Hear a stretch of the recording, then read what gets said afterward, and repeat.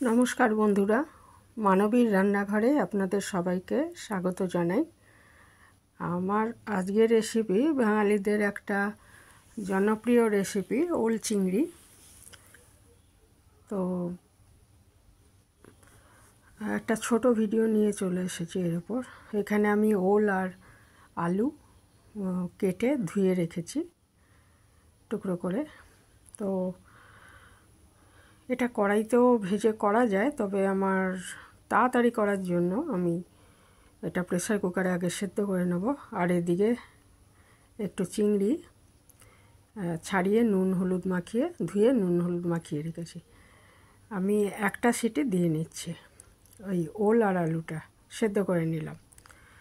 সেদ্ধ হয়ে যাওয়ার পর এটা একটা ননস্টিক কড়াইতে আমি সর্ষের তেল দিয়ে দিয়েছি। চিংড়ি মাছগুলো ভেজে নিচ্ছি আগে, হালকা করে ভেজে নেব, কারণ বেশি ভাজলে শক্ত হয়ে যাবে, তাই হালকা করে ভেজে নিচ্ছি মাছটা। আর পেঁয়াজ, বড় সাইজের একটা পেঁয়াজ আমি ছোট ছোট টুকরো করে রেখেছি। মাছটা ভাজা হয়ে গেছে। ওই তেলের মধ্যেই আমি সামান্য সাদা জিরে আর একটা তেজপাতা ফোড়ন দিয়ে দিলাম। একটু জিরে ভাজার গন্ধ ছেড়ে গেলে এর মধ্যে ওই বড় পেঁয়াজ যে একটা টুকরো করে রেখেছিলাম সেটা দিয়ে দিলাম। আর খুব ভালো মতো পেঁয়াজটা ভেজে নেব। কিছুটা ভাজা হয়ে যাওয়ার পর এর মধ্যে আমি গ্রেট করে রাখা এক টুকরো আদা আর 4 কোয়া মতো রসুন গ্রেট করে রেখেছিলাম সেটা দিয়ে দিলাম। দিয়ে আবারও ভেজে নিচ্ছি। হলুদটা মেশাইনি ভাজাটা হয়েছে কিনা দেখার জন্য আর কি। এরপরে আমি মেশাবো।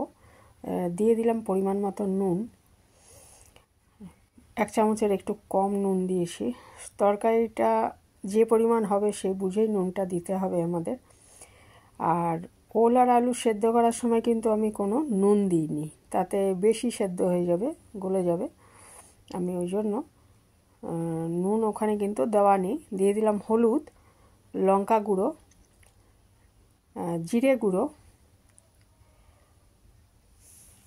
আর একটু ধনে গুঁড়ো দিয়ে দেবেন। দিয়ে এবারে এই মশলাটাকে আমি ভেজে নিচ্ছি। একটু ধনে গুঁড়ো দিয়ে দিলাম। গুঁড়ো মশলাটা জলেও ভিজিয়ে রাখা যায়, আমার ভেজানো ছিল না, তো আমি এর মধ্যেই দিয়ে ভেজে নিচ্ছি। দিয়ে দিলাম একটা ছোট টমেটোর টুকরো করে রেখেছিলাম, সেটা দিয়ে আবার কষিয়ে নিচ্ছি মশলাটা। টমেটোটা পেস্ট করেও দেওয়া যায়। টমেটো পেস্ট করে দিলে কিন্তু স্বাদ আরও বেড়ে যায়।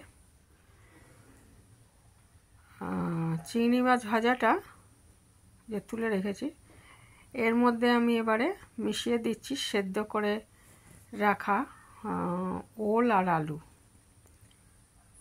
দিয়ে এটা নেড়ে চেড়ে নিচ্ছি।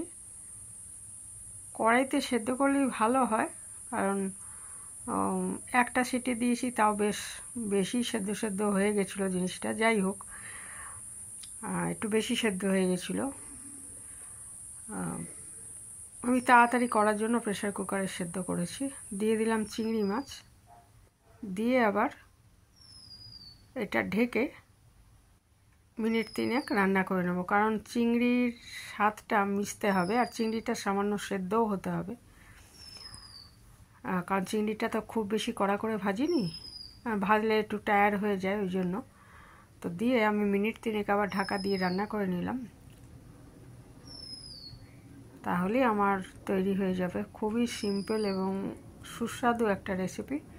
ভাত রুটি দুটোর সাথেই ভালো লাগে। তো ভাতের সাথে অবশ্যই বেশি ভালো লাগে, কারণ এটা বাঙালিদের একটা রেসিপি, প্রিয় রেসিপি। আজ এখানেই শেষ করলাম। ভালো থাকবেন সবাই।